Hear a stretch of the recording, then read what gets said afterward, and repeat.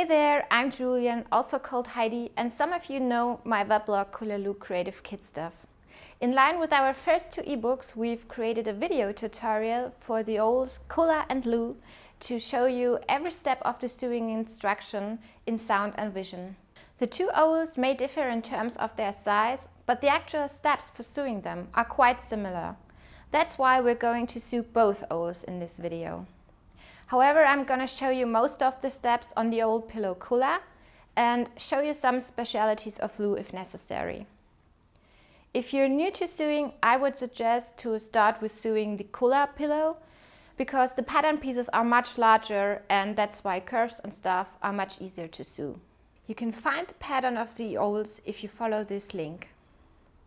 The chapters in this video are the same as in the ebook, so you can read all about it later on if you want to. So, as in the ebook, we're going through the following chapters. First, we're sewing head and tummy together. Then, we're making the face applique and the name applique. Then, we're sewing the back sections together, sew wings and feet, and last but not least, we're going to sew front and back together. So, let's start and have fun sewing! Now we're going to check all the stuff you need. First of all, you need some different fabrics for the body of the owl. If I'm doing some stuffed toy or pillow, I love to work with Nikki fabric. As it is soft and because it is stretchable, it is really good to fill and easy to get a nice shape. But you need to be aware. If you're working with stretchable fabric, it can be easily distorted while sewing. So if you're a beginner to sewing, I would suggest to choose a non-stretchable fabric first. For my Kulla pillow, I've chosen the following fabrics. Brown Nikki for body, head and bottom. Pink Nikki for the tummy. Orange Nikki for the feet and the beak. And I also chose some Nikki for the face and the cheeks. The wings are sewn with a checked cotton fabric.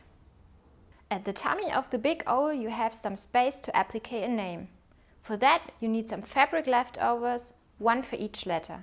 Last but not least, we need some Fleecofix or Bonder web, some filling material, embroidery thread for the eyes, and thread in complementary colors for the face applique. Of course, we also need some basic tools and appliances. A sewing machine, some sewing needles and pins, scissors, some washable fabric marker or tailor chalk, and we also need an iron. To cut out all the individual pieces of the pattern, you need the printed pattern from the ebook. If your printer has the option of borderless printing, choose this when printing out the pattern. Otherwise, your owls will be a little bit smaller than my ones. If you have printed the pattern, you can directly cut out the pieces. I often glue them before cutting because this makes the drawing on the fabric a little bit easier. While gluing, you need to watch out the back sections of the old pillow because the 3 pattern pieces will be glued together according to the marked lines. Alright, now all the pattern pieces are cut out. Now we can start to transfer them onto the fabrics. When drawing the back section, make sure you draw one of the pieces mirror inverted, as we will sew the 2 pieces together later on along the inner edge. It's very similar with the feet and wings. 2 of the 4 pieces each need to be mirrored. But as there are no additional guidance marks and the feet and wings simply will be sewn together, you can fold the fabric in half, right sides together, and then copy the shape on top. Then pin the fabrics together to avoid slipping out of place. The last thing to notice concerning the cutting is the fold at the head and tummy of the big Kulla owl.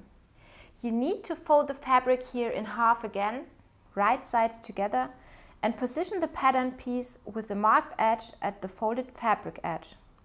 Now copy the pattern as usual to the fabric and cut it out. If you're new to sewing, just copy the pattern piece to the other side of the head as well to get all the marks and the line on which you will sew later on.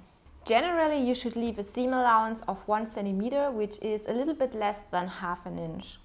The only exceptions are the openings at the feet and wings, where you need an extra seam allowance of 1.5 cm or 5/8 inch. This is needed to close the openings at the wings and feet, and it's also a little bit handier when sewing the feet and wings in. Alright, so if everything is cut out, you should have the following fabric pieces for the Kulla owl. And for Lou, the small cuddly owl, it should look like this. Okay, so now we can actually start sewing. First of all, we're going to sew head and tummy together. For that, I'm pinning the two fabric pieces together along the edge of the stomach. The easiest way for me to start is with placing the two fabric pieces centered on top of each other. If you've done so, pin the middle points together. After that, pin the rest of the fabric by working from the inside to the outside. This will help you to get the curve formed right. As with a small owl, the pinning is a little bit trickier because the curve is really steep. But if you use the inside-out pinning technique, I'm sure you will get this done right. Okay, so now we're going to sew the fabric together. Because we're sewing a product for kids, there's something you should be aware of concerning the tear resistance of your seams. First of all, you should choose a tear-resistant thread. The second thing to do is to use a short stitch length. The shorter the stitch length, the stronger the seam.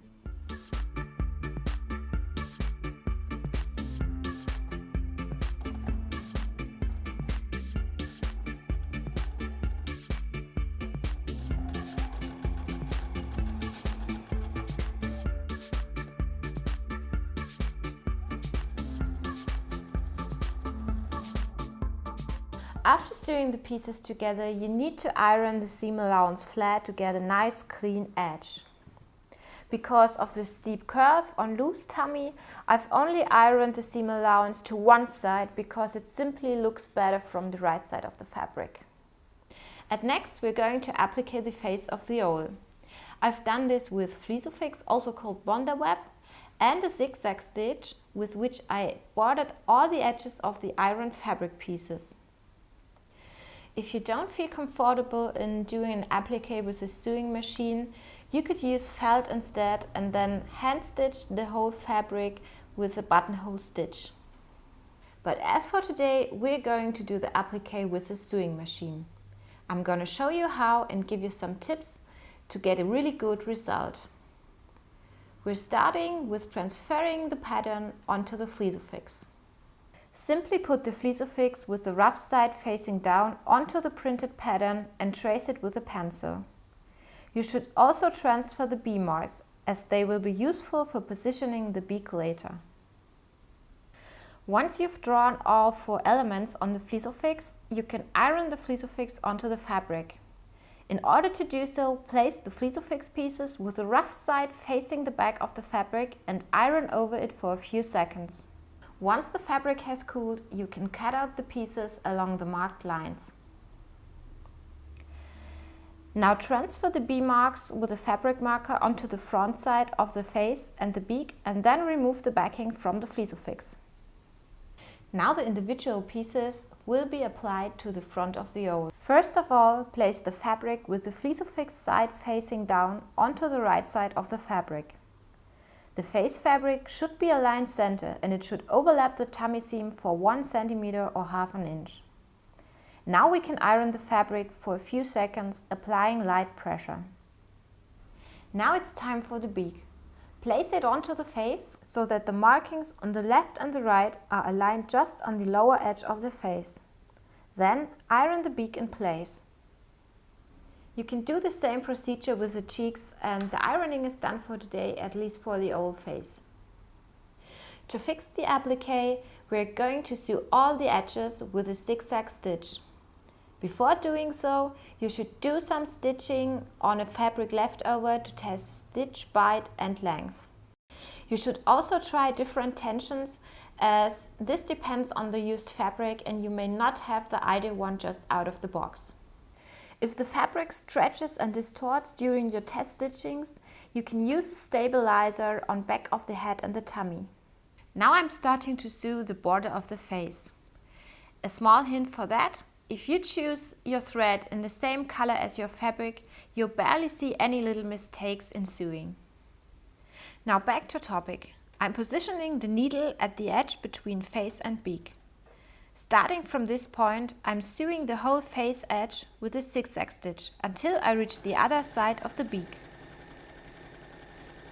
We're going to do the same with the beak and the cheeks.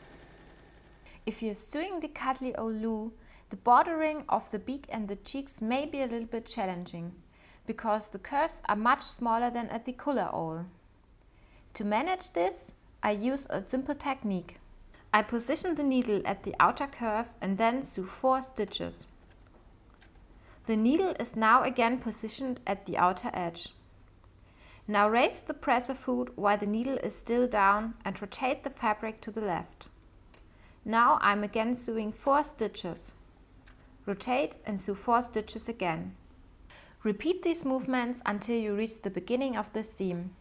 Because of the rotation, you will get a nice zigzag border even with small curves. Finally, we will pull all the loose threads through the back of the fabric and knot them together with the lower threads. Our applique is now finished. The last thing the old face needs are the eyes. I'm going to sketch them with a fabric marker before embroidering. To do so, I have cut out the lines of the eyes of the pattern piece. Now I can easily lay the pattern onto my fabric and copy the eye lines through the gaps. For embroidering, I'm using a backstitch because you will get a solid line with that. As for the small loop, the eyes are a little bit different. Here you fill in the marked circles with close together parallel stitches from top to bottom. So the faces of our 2 O's are finished. Now we're going to applique the name on Kulla's tummy. The letters are done the same way as the old face. First of all, you're tracing the letters onto the fleece-o-fix. Then you iron the fleece-o-fix onto the fabric pieces you've prepared. After cooling, you cut out the letters precisely and remove the backing from the fabric. Now position the name on the tummy and iron the letters. Once the letters have cooled again, you can sew the edges with a zigzag stitch and knot the threads at the back side of the fabric. That's it, the front of our Kulla Lou is done too. Let's move on to the back section. To start with the back sections, I'm pinning the 2 fabric pieces with right sides together. Now we can sew the back pieces together along the inner edge. In doing so, leave a small opening to turn the oval right side out later on. If you've finished sewing, pin the bottom at the lower edge of the back. To do so, you can use the same technique as we've used to pin head and tummy together. First, line up the back midpoint of the bottom fabric precisely with the middle back seam and pin it together. Then pin the rest of the bottom, working from the inside to the outside until the outer edges of the bottom line up with the A marks of the back pieces. Now you can sew the bottom along the pinned line onto the back of the fabric. You have to do the same with the back of Little Lou. The finished back sections for both O's should look like this. To sew the O's together, something is still missing: the wings and feet. We've already prepared the fabric pieces for that during cutting. Now we're sewing the pieces together. Please extend the seam next to the opening to the end of the extra seam allowance. So this feet seems ready for turning, but before that we're going to trim the seam allowance. On outward curves, I cut out small triangles evenly around the curve. For inward corners, like here between the toes, you need to create a small slit until just before the seam. If you have trimmed your seam allowance on all wings and feet, you can finally turn them right side out. Depending on the thickness of the fabric, you should fill them to give the toes some shape. Now I'm going to close the opening with a simple stitch 5 mm or 1/4 inch next to the outer edge of the fabric. This way we can avoid that the batting is coming out just in case the foot is ever torn off. If you have finished all wings and feet, we can now sew the owl together. Before sewing front and back together, we need to position wings and feet. Just use the copied marks for pinning them onto the fabric. Once the feet and wings are pinned, we're going to position the back section precisely at the owl front. Then we're pinning the two fabric pieces together according to the following marks. First, the upper center of the head and the middle back seam. Then the center of the tummy and the front center of the bottom. And finally the outer edges of the bottom and the A marks at the tummy. Now you can pin the rest of the outlines. So let's start sewing the owl together. You don't need to leave an opening as we have an opening at the center back seam for that. Before turning the owl right side out, I have another tip concerning the tear resistance of your owl. Especially small children love to tear at spots like wings and feet, which stick out. That's why you should always reinforce such spots with a safety seam. To do so, you can use a triple stitch. This stitch creates a very strong seam as there are actually 3 lines of threads next to each other. If your sewing machine doesn't have this stitch option, you can also reinforce the spots with 3 straight stitches close together. All of my wings and feet are reinforced, so we can now turn our owl right side out and fill it.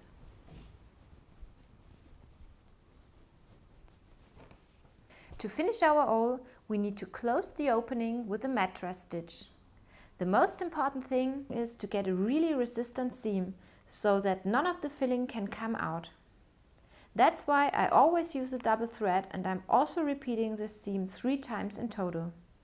That's it! We finished our cute owl's Kulla Lou. I hope you enjoyed it, and I'm really looking forward to all of your own creations. So please send me some pictures or post your photo at our Facebook page. I'm really looking forward to your mail and hope to see you soon. Bye bye!